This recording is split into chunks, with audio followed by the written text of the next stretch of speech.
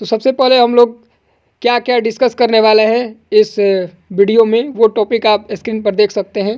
Transport, communication, international trade, transport and communication, roads, railways, waterways and airways. जो exam में important है वे सारे टॉपिक को मैंने हाईलाइट किया हुआ है और ये ही सिलेबस में आप देख सकते हैं, जाके सिलेबस भी मिला सकते हैं। यही सब सिलेबस में भी लिखा हुआ मिलेगा और इन्हीं पे छोटे छोटे नोट्स के माध्यम से मैं आपको डिटेल में बताऊंगा और आपको लिखा हुआ भी मिलेगा और हिंदी और इंग्लिश दोनों में लिखा हुआ मिलेगा, तो स्टूडेंट को दिक्कत नहीं होगी। जो भी स्टूडेंट हिंदी मीडियम से भी होंगे उनको भी दिक्कत नहीं होगी। उससे पहले अगर आप मुझसे पर्सनली जुड़ना चाहते हैं तो आप टेलीग्राम चैनल को ज्वाइन कर सकते हैं, व्हाट्सएप चैनल को भी ज्वाइन कर सकते हैं, व्हाट्सएप ग्रुप को भी ज्वाइन कर सकते हैं। दोनों का लिंक आपको डिस्क्रिप्शन में मिल जाएगा, वहाँ से आप ज्वाइन कर सकते हैं। इंस्टाग्राम से भी आप मुझसे जुड़ सकते हैं, इंस्टाग्राम का आईडी आपके स्क्रीन पर शो हो रहे हैं। तो चलिए सबसे पहले देखते हैं transport, communication and international trade को। These are 3 sector are crucial for a country economic growth. तो ये जो तीनों सेक्टर है किसी भी देश के लिए वेरी वेरी इंपॉर्टेंट है ग्रोथ एंड डेवलपमेंट के लिए। They are interconnected and influence each other in various ways. तो ये क्या होते हैं, आपस में जुड़े हुए होते हैं काफ़ी सारे रास्तों के माध्यम से। और अब हम विचार करेंगे एक एक एस्पेक्ट पे। तो सबसे पहले transport and then communication and then international trade को हम लोग देखेंगे। सबसे पहले हम लोग देख लेते हैं ट्रांसपोर्ट एंड कम्युनिकेशन को। तो उसमें आपका रोड आता है। तो road are most common mode of transport for both passenger and goods. दोनों के लिए उपयोगी है, पैसेंजर के लिए और गुड्स के लिए भी। India have a vast network of road. हमारे देश में काफ़ी वास्ट यानी कि बड़ा नेटवर्क है रोड्स का, including national highway, state highway and rural roads. इसके बाद रोड्स के बाद आता है रेलवे से। Railways, Indian railway is one of the largest railway network in the world. जो कि इंडियन रेलवे है वो लार्जेस्ट नेटवर्क है। जैसा कि आप सभी को पता होगा कि हमारा जो रैंक है शायद 3rd या 4th आता है पूरी वर्ल्ड में। तो सबसे नंबर 1 है आपका अमेरिका एंड देन रसिया, उसके बाद चाइना एंड देन इंडिया। शायद 4थे रैंक में हम लोग हैं, 3rd या 4th, I am not pretty much sure but I am sure हम लोग 5 रैंक पे ही आते हैं, मतलब टॉप 5th रैंक पे हम लोग आते हैं। It's plays a significant role in long distance transportation of a goods and passenger. तो ये बहुत बड़ा रोल प्ले करता है और बहुत ही लॉन्ग डिस्टेंस में ट्रांसपोर्टेशन को भी ईजी बनाता है। तो आपने भी रेलवेज़ का उपयोग बहुत बार किया होगा और आपको पता होगा कि रेलवेज़ काफ़ी एडवांस लेवल पे भारत में जो ट्रांसपोर्टेशन का माध्यम है वो सबसे बड़ा जो लॉन्ग डिस्टेंस कवर करते हैं वो रेलवेज़ के द्वारा ही किया जाता है।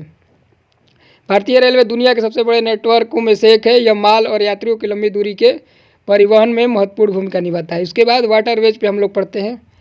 तो waterways, India has a complex network of reverse. यहाँ पे क्या है, भारत में नदियाँ, नहरों और तटीय जलमार्गों का एक जटिल नेटवर्क है। Island waterways are use to transport bulk commodities like coal, iron ore and agriculture product. इसके बाद आता है एयरवेज। तो एयरवेज में होता है आपका air transport is the fastest mode of the transportation.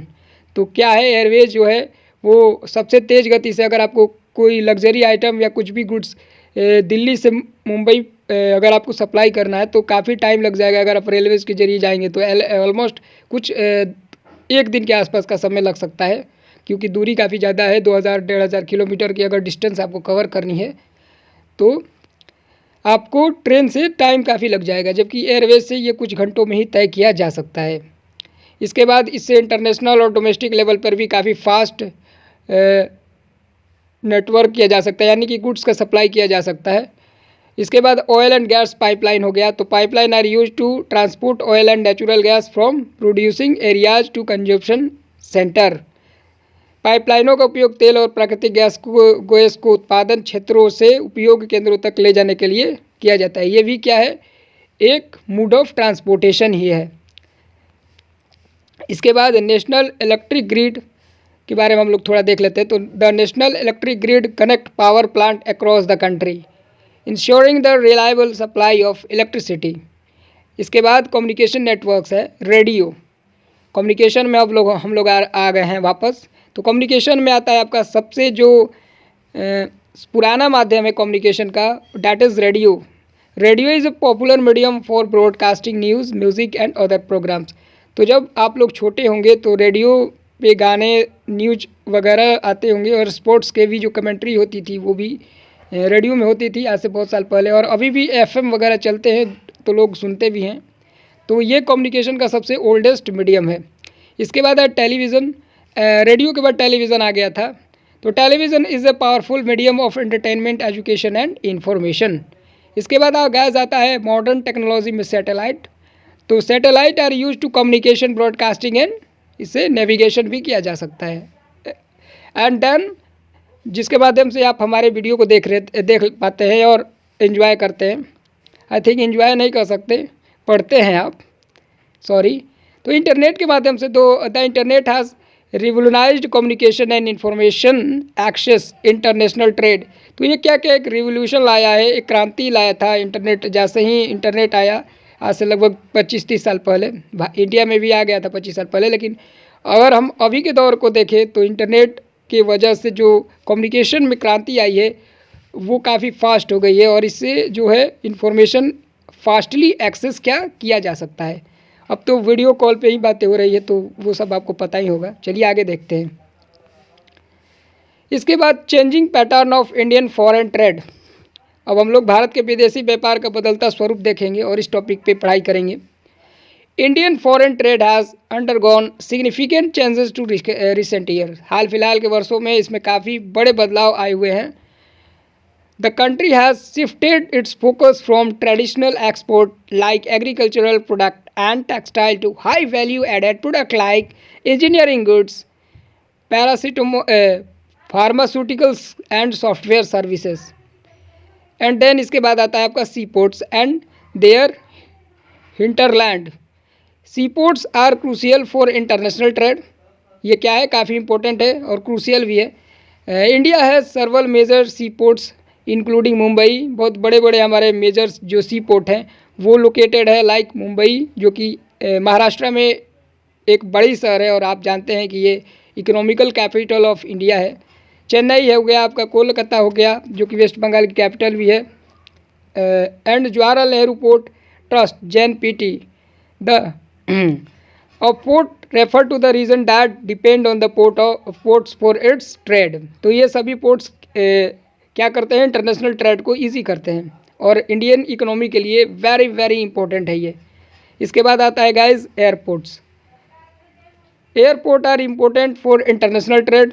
Airport काफ़ी इंपॉर्टेंट है specially for high value and जो हाई वैल्यू वाली जो गुड्स हैं, जैसे आप कह सकते हैं कोई लग्जरी कार्स हो गए, ज्वेलरी हो गया, या आईफोन वगैरह हो गया जो कि लग्जरियस आइटम होते हैं, और भी कुछ लग्जरी आइटम हो सकती है। तो ये फास्टेस्ट मोड में जो है ट्रांसपोर्टेशन प्रोवाइड कराता है, और इसके थ्रू व्यापार आसानी से किया जा सकता है।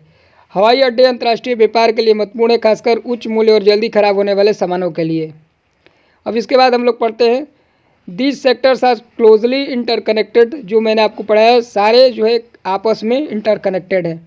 Efficient transportation is essential for the smooth functioning of international trade. इसके बाद है reliable communication network facilitated trade by businessman to connect with their customer and supplier globally. पूरे वैश्विक स्तर पे इसे सप्लाई किया जा सकता है। इसके बाद है the development of infrastructure like road, railways and port. तो ये तीनों जो है इकोनॉमी के लिए वेरी वेरी इंपॉर्टेंट है, और इसके थ्रू जो कम्युनिकेशन और ट्रांसपोर्टेशन होता है वो काफ़ी अच्छी होती है इकोनॉमी के लिए, ग्रोथ के लिए, एंड इंटरनेशनल ट्रेड यानी कि विदेशी व्यापार के लिए।